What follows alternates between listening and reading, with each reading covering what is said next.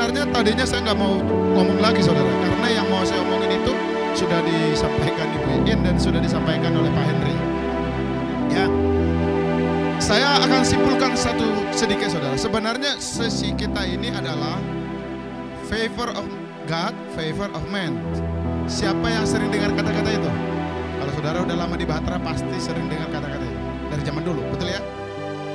Nah, perkenanan Tuhan dan perkenanan manusia. Saya mau nanya di sini, siapa di sini di ruangan ini yang hidupnya sangat diperkenan oleh Tuhan? Siapa di ruangan ini yang hidupnya sangat diperkenan oleh Tuhan? Kok nggak ada saya? Benaran ini, benaran. Benaran, coba katakan, saya sangat diperkenan Tuhan. Saudara jangan kaget kalau saya khotbah atau ngajar, saya akan minta setiap orang teriak. Karena saya suka teriak. Ya. Saudara, ketika saudara tadi maju ke depan untuk didoakan, saya jadi teringat apa yang pernah terjadi kepada saya sekitar 30 tahun yang lalu. Ya, 30 tahun yang lalu. Siapa di antara saudara di ruangan ini jujur, yang kau desperate untuk mendapatkan sebuah jawaban dari Tuhan? Engkau berdoa, engkau desperate. Coba angkat tangan tinggi-tinggi. Ya, ini firman ini nanti untuk saudara. Saya pernah ngalami. Saya desperate, saya doa 1 tahun, saya puasa. Saya lakukan semua yang bisa saya lakukan. Bahkan bila perlu guling-guling, saya akan guling-guling. Saya desperate itu sampai desperate-nya itu gini. Kalau saja saya tahu tempatnya Tuhan berada di mana, gua akan datangin. Saudara pernah punya pikiran seperti itu? Karena saudara desperate untuk menemukan sebuah jawaban? Pernah? Saya pernah ngalamin itu. Air mata saudara belum apa-apanya, lihat air mata saya. Pada saat itu, ketika saya desperate, saya nggak ngomong pun. Kalau saya udah masuk ruang doa, saya mau doa nih, nggak perlu ngomong, buka mulut aja. Air mata saya tuh udah kayak atap bocor. Desperate. Tapi Tuhan biarkan 1 tahun. 1 tahun saya ngalami. Sampai satu ketika, saya ngerti yang namanya percaya. Waktu saya nangis, saya jungkir balik, saya puasa, saya doa. Jawaban datang enggak? Tidak. Bahkan sampai saya pikir ini Tuhan tega banget ya. Biarin gua. Tega banget sih. Kalau saya tahu Tuhan di mana, saya akan datangin. Kenapa enggak jawab doa saya? Saya sudah puasa, saya sudah baca Alkitab, saya penginjilan, saya persekutuan, saya pemuridan ke atas, saya pemuridan ke bawah, semua saya lakukan. Dari Senin sampai Minggu, seluruh panjang minggu, saya sibuk melayani Tuhan. Nothing. Nah, ini kuncinya kita mau belajar hari ini. Mau belajar? Saya tidak siapkan presentasi saudara, karena memang waktunya mepet ya. Ibrani 11. Tanpa iman, apa Ibrani 11? Tanpa iman tidak mungkin berkenan kepada. Ibrani 11 ayat 6. Kita singkat aja. Jadi hari ini waktunya tinggal berapa menit? Oh, ada 25, puji Tuhan. Ibrani 11 ayat 6. Mari baca sama-sama. 1, 2, 3. Tetapi tanpa iman tidak mungkin orang berkenan kepada Allah. Sebab barang siapa berpaling kepada Allah, ia harus percaya bahwa Allah ada dan bahwa Allah memberi upah kepada orang yang sungguh-sungguh mencari Dia. Saudara, dikatakan begini, sebenarnya gini, apa sih yang menyukakan hati Tuhan? Semua orang pengen menyukakan hati Tuhan, betul? Betul ya? Tuhan, aku mau menyenangkan-Mu. Ayat ini berkata, apa sih yang membuat Tuhan senang sama kamu? Apa? Ibu coba, apa? Gak tahu. Ada yang tahu kenapa Tuhan senang sama kamu? Hah? Alkitab berkata, tanpa iman tidak mungkin orang berkenan kepada Allah. Coba katakan, tanpa iman tidak mungkin berkenan kepada Allah. Jadi yang membuat Tuhan berkenan kepada Allah, Tuhan berkenan kepada saudara dan saya, imanmu. Apa itu iman? Iman terhadap apa? Nah ini nih, saudara sebagai orang tua, kalau saudara suatu ketika menghadapi kenyataan anakmu benci kamu, berpikir negatif kepada kamu, itu menyakitkan nggak? Menyakitkan nggak? Menyakitkan. Yang paling menyakitkan orang tua, saya nggak tahu yang lain, kalau saya, bukan karena anak saya bandel, atau bukan karena anak saya melakukan kesalahan, tapi kalau kebaikan hati saya dia putar berpikir yang jelek. Betul ya? Yang jelek. Dia percaya. Itu yang menyakitkan. Itu nusuknya sampai ke dalam. Hal yang sama terjadi dari sisi Tuhan. Kita sudah tahu yang namanya kasih karunia. Saudara sudah menerima kasih karunia, betul? Kita sudah tahu pengorbanan Yesus. Mudah. Tetapi apakah Alkitab berkata, karena begitu besar kasih Allah, kasih Bapa kepada kita, sampai dia mengorbankan anaknya, ya. Banyak orang berpikir pengorbanan Yesus itu hanya sebatas keselamatan. No, bukan sebatas keselamatan. Kasih Bapa yang besar itu bukan hanya sebatas keselamatan, tapi kasih Bapa yang besar dipertontonkan, dinyatakan melalui pengorbanan Yesus. Karena kasih Bapa itu sebenarnya menyangkut segala sesuatu. Menyangkut kebutuhanmu, menyangkut kesejahteraanmu, menyangkut kemakmuranmu, menyangkut kesehatanmu, menyangkut semua apa yang baik, yang menurut manusia, bahkan di luar pemikiran manusia, yang manusia bisa terima. Itu kasih Allah. Nah, Ibrani 11 ayat 6 berkata, ya, Allah itu disenangkan, coba katakan, Allah itu disenangkan ketika saya percaya. Itu langkah pertama, saudara. Nah, kembali ke cerita saya tadi. Ketika semua usaha saya lakukan, doa, puasa, guling-guling, tidak berhasil. Sampai pada satu ketika, ada yang berubah di hati saya. Ada yang berubah di pikiran saya, yang berkata begini, sekalipun aku tidak lihat di dunia, aku percaya Bapa mengasihiku, bahkan dia bisa turunkan dari surga. Dalam hitungan 1 minggu, semua berubah. Sejak saya mengerti itu, saya tidak lagi nangis gerung-gerung berdoa untuk kebutuhan saya, untuk sesuatu yang saya minta. Sampai hari ini, 30 tahun already. Saya nggak pernah lagi bilang, Tuhan tolong aku, udah kepepet. Never.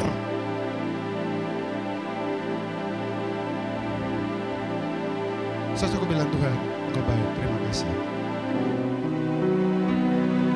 Itu iman. Iman yang sederhana. Apa sih iman? Saudara begini, hari ini kita akan belajar 2. 1, iman. Yang kedua, ketaatan. Coba katakan, 1 apa? Yang kedua apa? Ketaatan. Banyak orang berpikir apa yang kamu lakukan itu akan menentukan respon Tuhan. Siapa yang pernah berpikir demikian? Yang kamu lakukan menentukan respon Tuhan. Coba, siapa yang pernah berpikir demikian? Jujur. Salah, saudara. Tuhan di dalam kasih karunia, coba katakan, Tuhan dalam kasih karunia mengorbankan Yesus 2000 tahun yang lalu. Bahkan kita belum ada. Ada enggak respon pemberian kasih karunia? Ingat ya, semua yang Tuhan berikan ada di dalam kasih karunia. Apakah ada faktormu di situ ketika Bapa memberikan kasih karunia? Tidak ada. Bahkan kita belum pernah ada. Tetapi responmu, ya, perbuatanmu, sikapmu menentukan seberapa besar kasih karunia yang sudah tersedia turun dalam hidupmu. Bisa dimengerti? Contoh ya, sayangnya di sini gak ada. Anggap di atas saya ini kasih karunia melimpah, penuh kasih karunia. Kasih karunia apa sih Pak? Semua. Coba katakan semua. Semua yang baik. Berkat, kekuatan, hikmat, pengertian, otoritas, semua keilahian itu akan terbuka. Ini udah di atas nih. Tuhan sudah taruh di atas saya. Kemudian Tuhan kembali ke surga, duduk di tahta. Tinggal saya bagaimana membuka kasih karunia itu untuk turun. Melalui apa? Respon imanmu. Sama seperti ketika Bapa, Alkitab berkata, Yesus mati untuk seluruh dunia. Betul? Tapi apakah seluruh dunia diselamatkan? Tidak. Bapa menyediakan keselamatan untuk seluruh dunia, tetapi tidak seluruh dunia menerima keselamatan.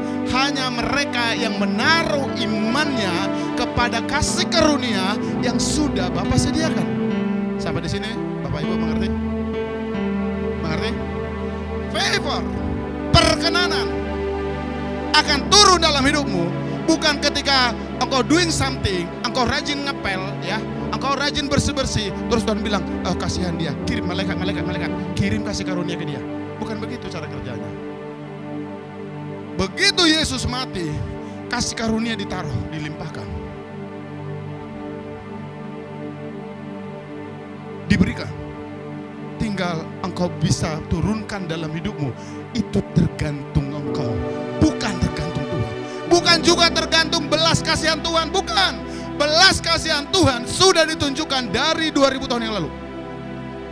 Jadi kamu dan saya tidak perlu menunggu. Coba katakan, kamu dan saya tidak perlu menunggu.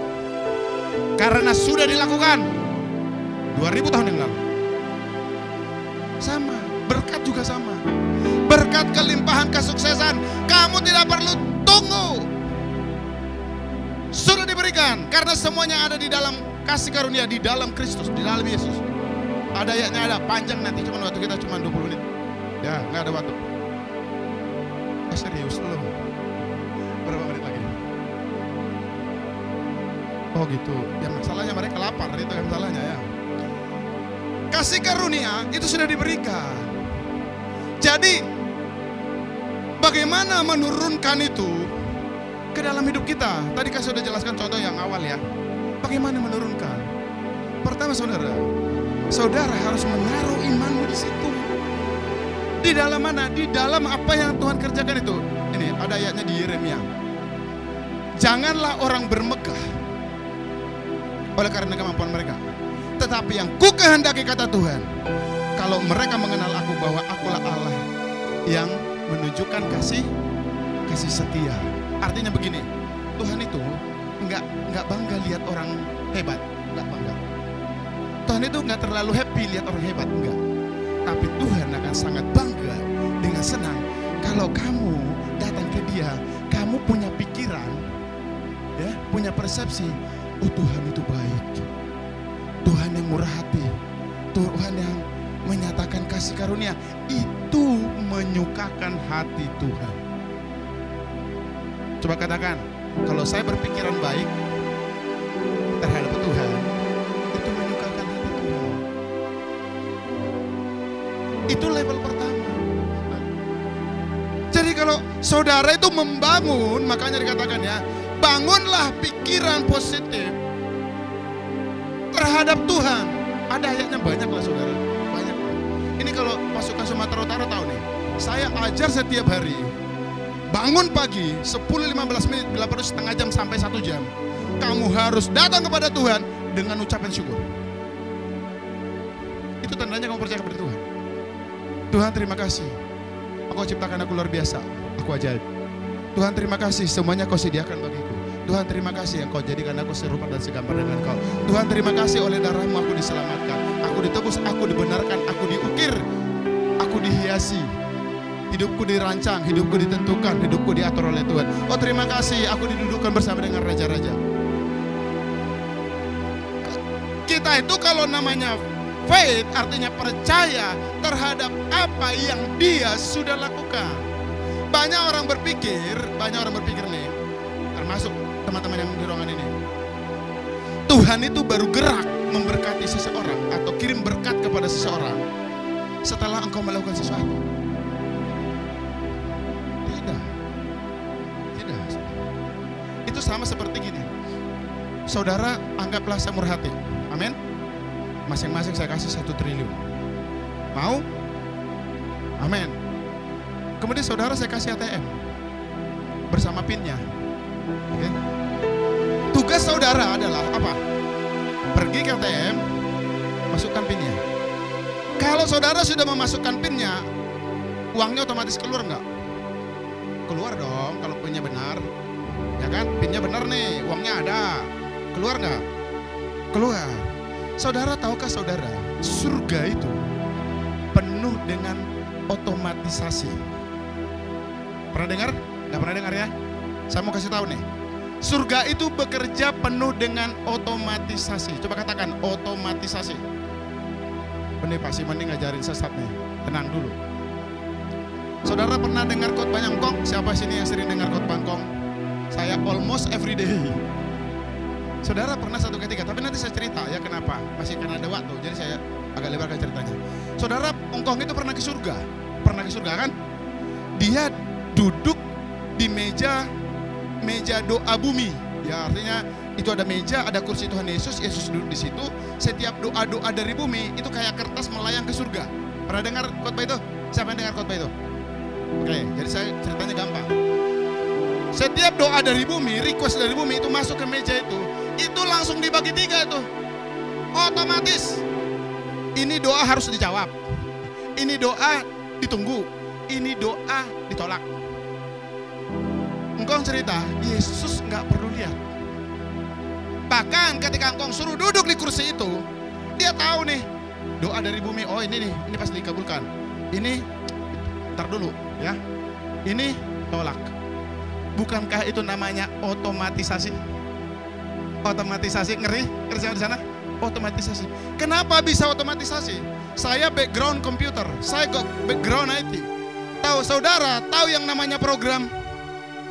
Kalau diprogram sudah diprogram, maka program itu akan menjalankan secara otomatis sesuai dengan yang sudah diset. Ketentuan-ketentuan. Misalkan kalau kita bikin reporting, ya kan reporting. Mana yang harus ditampilkan, mana yang tidak ditampilkan, bagaimana modelnya, itu sesuai dengan kategori yang sudah dibuat. Paham sama di sana? Itu yang pertama. Yang kedua, dikatakan begini, firman Tuhan itu semua, itu adalah hukum. Betul? Betul? Hukum. Saudara ngerti hukum? Nah, ini lagi yang untuk saudara. Bukan promosi. Saya ini lagi ngambil magister hukum. Saudara, di persidangan dunia saja. Tadi Bu In ngomong masalah sidang ilahi. Persidangan dunia, semuanya itu pakai pasal-pasal. Betul nggak? Seseorang bisa dipenjara, bahkan penjahat sekalipun. Kalau masuk persidangan, dia menemukan pasal yang bisa membebaskan dia. Dia tidak bisa dihukum. Contohnya ada Pak? Ada. Saudara tahu kasus bank yang menipu itu, bank apa namanya? Yang baru-baru ini triliunan. Bank Jasa Jakarta itu bank apa? Yang rupanya orang berpikir selama ini dia bank, banyak duitnya. Ya, ternyata duitnya semua ditilup, masuk ke pengadilan, ternyata dia bukan bank, koperasi. Hah? Bang Surya, ibu ada duit di situ ya? Saudara, Bang Surya itu ngerampok duit triliunan, tapi tidak bisa dihukum. Bahkan sampai Mahfud ngomong itu tangkap. Nggak bisa. Kenapa nggak bisa? Pasalnya nggak masuk. Karena pengacara Surya berkata, wah kami bukan bank, Bo. Kami koperasi. Dicek legalitasnya, oh koperasi. Tidak bisa dipakai undang-undang yang ini. Harus pakai undang-undang koperasi. Ngerti sampai di sini? Itu cara kerja dunia. Surga sama. Kenapa tadi di surga ada sidang ilahi? Apa yang dipakai? Pasal demi pasal, tuntutan demi tuntutan.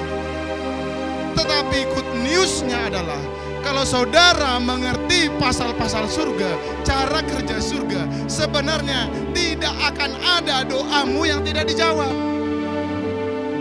Sama seperti seseorang ketika maju ke pengadilan, kalau dia sudah ngerti pasal-pasalnya, mana yang harus diajukan, mana harus bukti-buktinya bagaimana, prosedurnya bagaimana, masuk ke pengadilan. Kalau pengadilannya benar, seharusnya menang.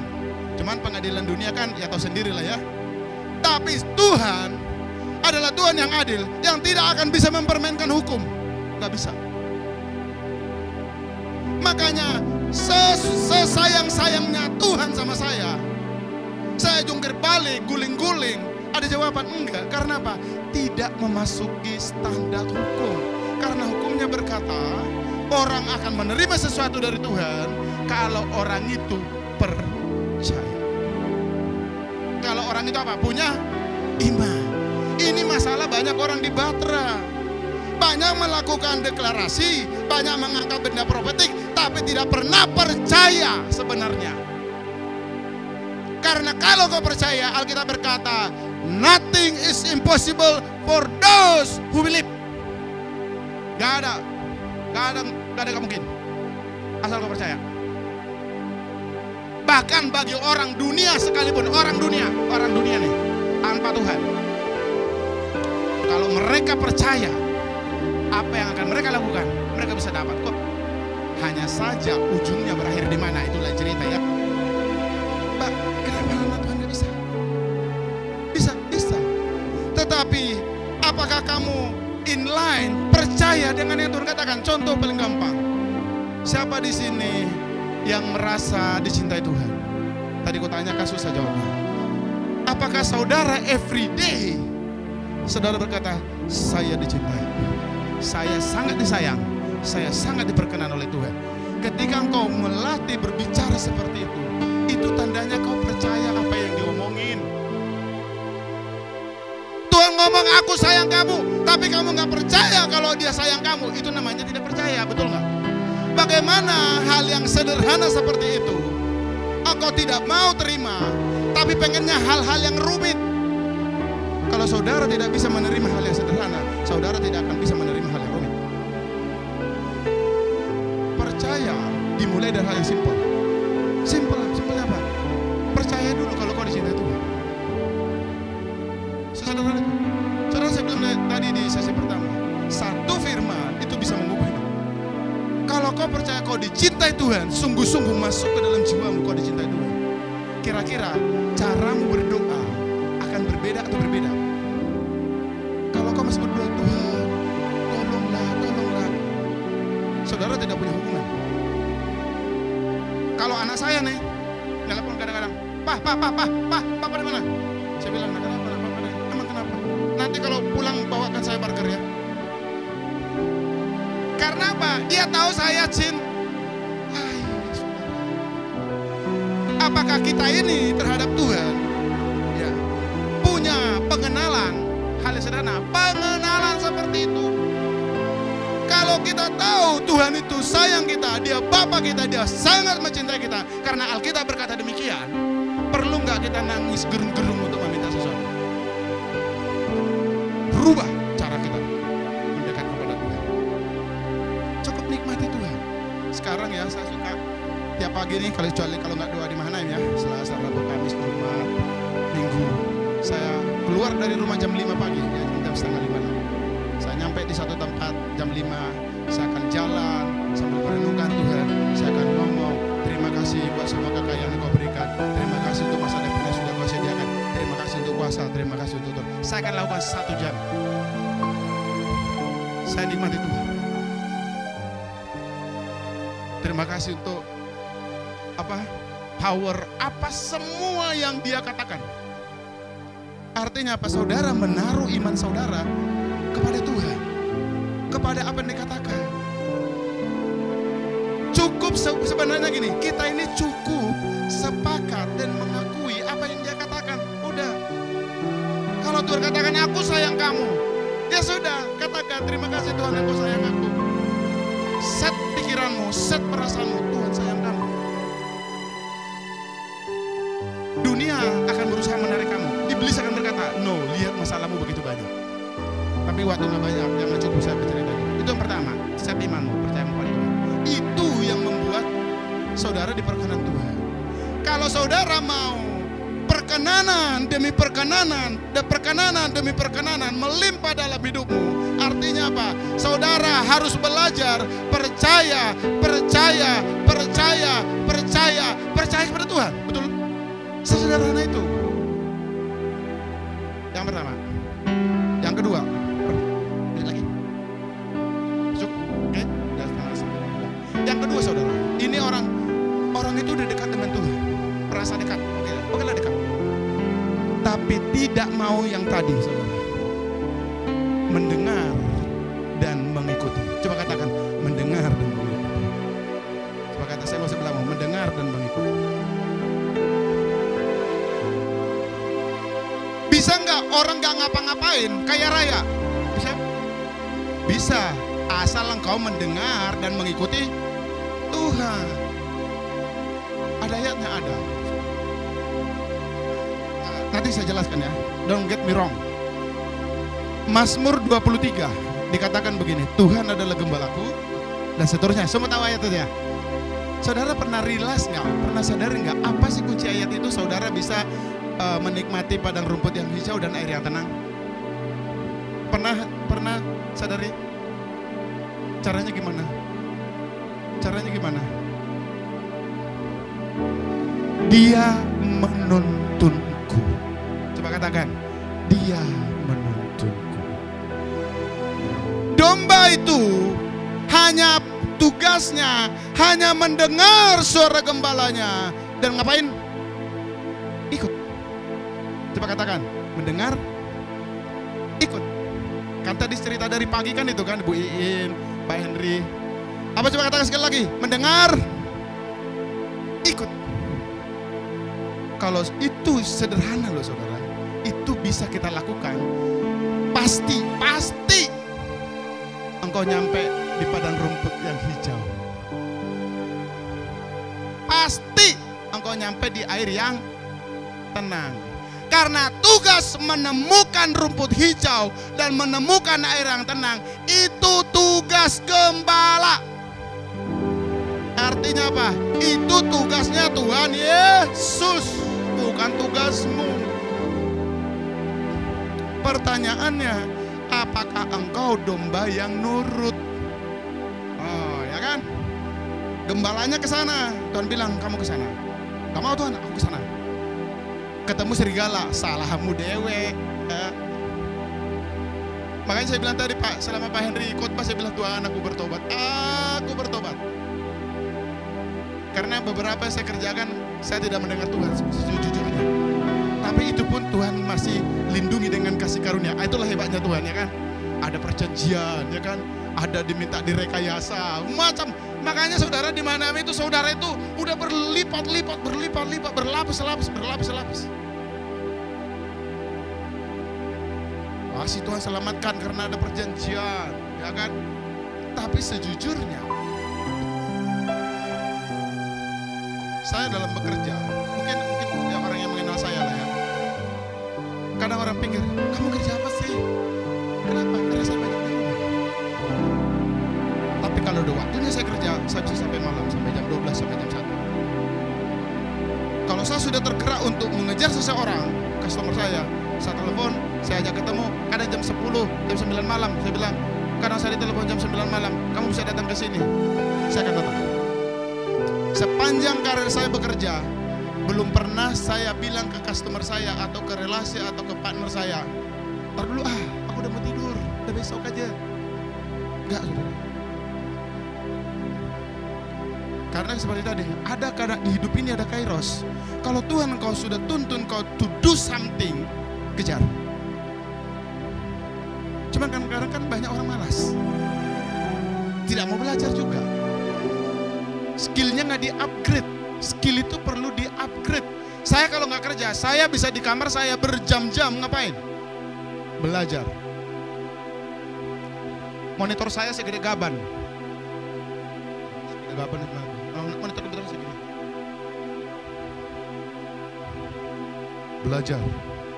Belajar firman Tuhan. belajar semuanya. Teknologi. Nah, sebenarnya makanya saya bilang, ikut Tuhan itu menyenangkan.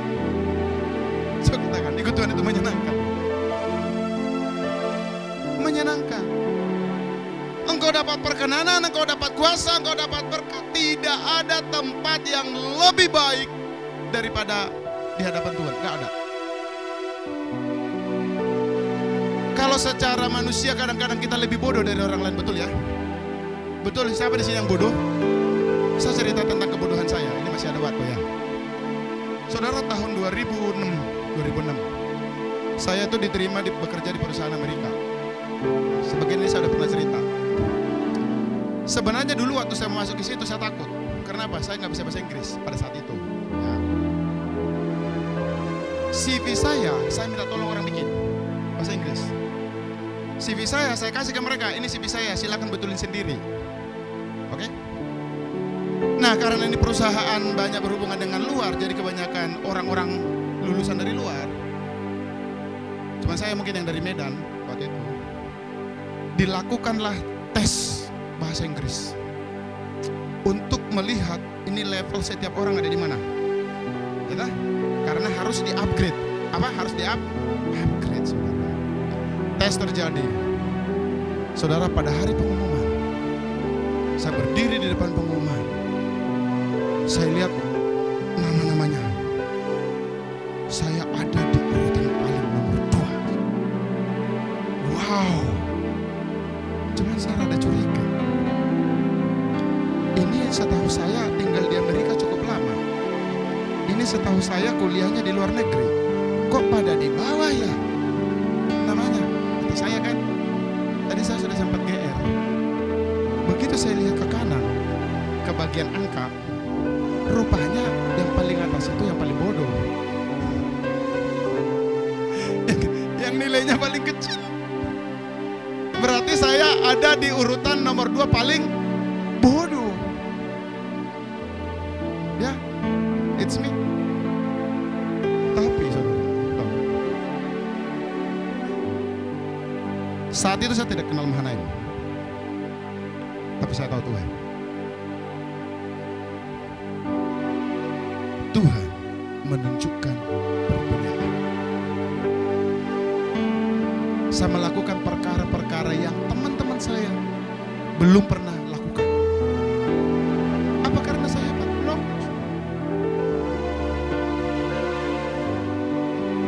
Waktunya jalan, saya jalan. Tiba-tiba saya kepikiran orang lain, saya telepon. Karena saya berdoa, apa yang mau saya omongin? Karena begini saudara, saya mau kasih tahu satu rahasia dari sisi Tuhan. Tuhan senang gak kalau kita ini hidup dalam segala kemuliaan Tuhan, kelimpahan, kecukupan, ya, sukacita, damai sejahtera. Tuhan senang gak? Senang. Karena ada ayatnya berkata, Tuhan itu dengan bersuka atau exciting ketika dia memberikan kerajaannya kepada kamu. Artinya, jadi daripada kita menginginkan berkat, menginginkan kemuliaan, menginginkan yang lain, ya, Tuhan jauh lebih berkepentingan untuk memberikan itu. So, stop punya mental pengemis. Stop punya mental curiga kepada Tuhan, seolah-olah Tuhanlah yang tidak menjawab doamu. Kenapa banyak orang keluar dari pelayanan? Orang berkata, saya sudah deklarasi, saya sudah doa, saya sudah memberi persembahan. Kok saya nggak diberkati? Apakah kau kira perbuatanmu itu bisa menyenangkan Tuhan? Artinya kasih karunia diberikan kepadamu karena kau sudah memberi persembahan. Karena kasih karunia sudah diberikan 2000 tahun yang lalu. Tetapi, oh kalau begitu Pak nggak perlu beri persembahan. Salah kamu. Tindakanmu, responmu itu hanya membuka selebar apa pintumu. Coba katakan, membuka pintu saya. Nih berkat mau datang nih, seperti tsunami. Kalau pintumu tertutup, bisa masuk nggak? Bisa masuk? Nggak bisa. Respon kita kepada Tuhan, iman kita kepada Tuhan, ketaatan kita kepada Tuhan, itu membuat pintumu terbuka lebar. Jadi sekarang kendalinya, diberkati atau tidak diberkati, berkelimpahan atau tidak berkelimpahan, dapat kasih karunia demi kasih karunia, kendalinya ada di siapa? Ada di kita. Yang kamu harus pelajari adalah bagaimana ketetapan surga, hukum-hukum surga. Makanya kenapa perlu sidang ilahi? Karena kadang-kadang kita nggak pernah tahu iblis nuntut kita di mana. Nggak tahu. Kalau semakin lebar engkau buka, melalui apa? Melalui ucapan syukur, melalui percayamu kepada Tuhan, maka selebar pintumu terbukalah berkatmu turun. Karena Tuhan itu bekerja berdasarkan hukum, Tuhan itu bekerja berdasarkan otomatisasi. Selama engkau memenuhi ketentuannya, kamu akan terima kok. Jangankan Tuhan, saya bilang, di pengadilan dunia, selama engkau penuhi pasal-pasalnya, seharusnya kasusmu dimenangkan, betul ya? Kecuali jaksa dan hakimnya korup, nah itu beda cerita. Tapi di surga kan tidak ada hakim yang korup, betul nggak? Hakimnya adalah Tuhan sendiri, adil. Jadi kalau kita bisa masuk dari hukum demi hukum, mengerti, seharusnya tidak ada doa yang tidak dijawab. Kalau sudah memenuhi ketentuan, masalah ketentuan dipenuhi enggak. Di situ saya sadar, 30 tahun yang lalu saya sadar, oh berarti Tuhan ini nggak jawab saya karena saya gerung-gerung, guling-guling, nangis-nangis, teriak-teriak. Enggak. Tapi ketika Tuhan lihat, dia percaya, maka pintu terbuka. Orang benar hidup karena apa? Iman. Saudara orang benar, mari hidup karena iman. Gali firman Tuhan, percaya firman Tuhan, berkatakan setiap hari kepada dirimu. Kadang kita ini sering berulang kali doa deklarasi, bukan untuk meyakinkan Tuhan. Tuhan bilang, aduh kasihan ini udah 1000 kali minta-minta ke gua kasih dah. Enggak. Sebenarnya sekali kau minta asal hatimu sudah yakin, jadi enggak? Jadi. Jadi masalahnya di kita. Saya makin menikmati kemurahan Tuhan. Benar-benar menikmati kemurahan Tuhan. Di tengah-tengah semua permasalahan, pergumulan yang terjadi, saya makin melihat. Kenapa? Saya makin praktekkan. Ya tahu dah, ke Sumatera kan? Kan setiap pagi saya aja mengucap syukur kan. Dan itu saya lakukan setiap hari. Tuhan terima kasih. Untuk segala hal. Coba saudara tuh, oke kita praktek langsung aja ya. Pulang dari sini, coba buat komitmen. Saudara akan mengucap syukur 1 hari berapa? Dan untuk apa? Saya mau saudara mengucap syukur kepada area dalam kehidupanmu yang kau bergumul. Ada yang bergumul di sini, area tertentu? Misalkan tadi apa? Contoh misalkan masalah apa? Misalkan masalah keuangan, paling gampang lah ya. Masalah keuangan. Setiap bangun pagi-pagi katakan, Tuhan terima kasih anakmu. Aku tinggal dalam kerajaan-Mu. Segala berkat di surga menjadi milikku. Aku mengucap syukur, aku menjadi ahli waris, sepewarisan bersama dengan Kristus. Oke? Bapak, aku mengucap syukur karena Engkaulah Jehovah Jireh. Engkau memberkatiku menurut kekayaan dan kekayaanmu di dalam kemuliaan. Sekalipun saudara makin mepet, pakai model yang kedua yang tadi pagi. Saudara belum didengar, teriak. Saudara belum dengar, teriak. Saudara mepet keuangan, teriak. Aku diberkati, teriak. Aku anak Allah, teriak. Segala yang ada di surga dan di bumi adalah milik Bapakku, milikku. Teriak. Sampai apa? Bukan sampai surga goyang, sampai jiwamu jebol. Karena sebenarnya problemnya tidak ada di surga, problemnya ada di jiwamu.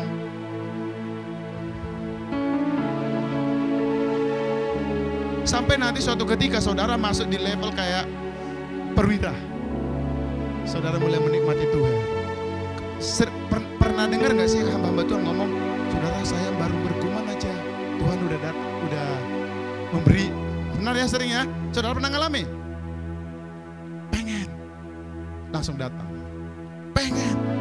Saya ngalami banyak, saudara, dalam segala hal, dalam pekerjaan, dalam apa, banyak lah. Saya udah bilang, Tuhan aku bosan yang ini, terus datang yang baru. Dan yang baru itu tidak pernah saya cari, saya yang dicari. Tapi nggak selalu begitu, ngerti? Karena Tuhan akan mendidik kita dalam banyak area. Tuhan akan mendidik kita dalam banyak area. Intinya apa sih? Cintai Tuhan, berjalan dengan Tuhan, ikuti. Maka kita akan menikmati. Setelah sekian tahun saya ikut Tuhan, saudara, melalui pergumulan banyak hal, selalu saya katakan ke anak-anak saya, ya, Papa nggak peduli nilaimu di sekolah. Tanya tuh istri saya udah pergi. Saya nggak nanya nilai mereka di sekolah, karena bagi saya itu nggak penting. Maaf, guru-guru.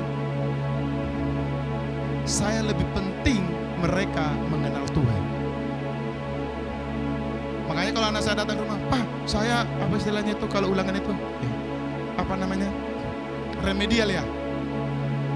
Pak, saya remedial loh. Saya tanya berapa? 2, nggak apa-apa. Nanti kan bisa tinggal lewatin. Kalau kita mengenal Tuhan, hidup itu enak. Ada masalah nggak, Pak? Pasti. Tapi ketika ada masalah, sayapmu akan semakin lebar. Kenapa?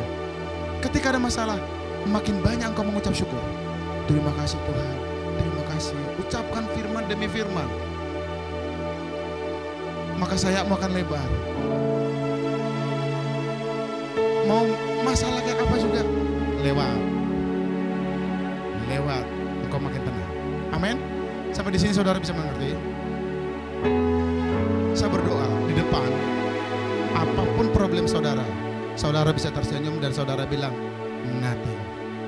Coba katakan, masalah nothing. Ya, masalah nothing. Ayo silakan bagi berdiri. Kita mau